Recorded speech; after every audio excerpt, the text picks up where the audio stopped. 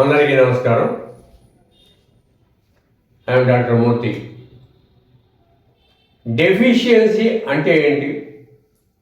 Disease అంటే ఏంటి? Deficiency అంటే చాలినంతగా ఉండకపోవటం. డిసీజ్ అంటే ఏంటి? ఏదో రోగ కారణం, రోగగ్రస్తంగా అవటం, రోగిగా మారటం. ఈ డెఫిషియన్సీ అనేటువంటిది ప్రతి వాళ్ళలోనూ ఉంటుంది. వీళ్ళ యొక్క అలవాట్లను బట్టి ఈ డెఫిషియన్సీ అనేది ఎక్కువగా ఏర్పడుతూ ఉంటుంది. ఈ డెఫిషియన్సీ కొన్నాళ్ళు కనుక కంటిన్యూ చేసుకుంటూ కనుక పోతే this deficiency will be converted to A disease.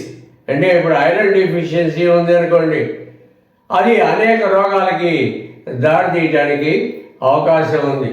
అలాగే ఇండైజెషన్ ఉంటుంది, అంటే ఆహారం అరకపోవడం, అది ఇంకా బోల్డు రోగాల్ని కలిగజేస్తుంది. ఇదే విధంగా కొంతమందికి పేగుల్లో చలనం అనేది లేకపోతూ ఉంటుంది, అంటే అది కూడా మూమెంట్ అనేది తగ్గుతూ ఉంటుంది. ఎందుకని? అనేక కారణాల వల్ల. ఆ డెఫిషియన్సీని మనం నెగ్లెక్ట్ చేస్తూ ఉంటాం. ఆ డెఫిషియన్సీ మళ్ళీ డిసీజ్గా మారుతుంది.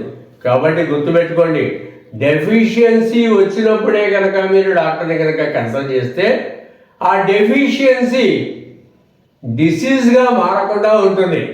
గుర్తుపెట్టుకోండి, డెఫిషియన్సీ డిసీజ్గా మారకుండా మీరు జాగ్రత్త పడండి.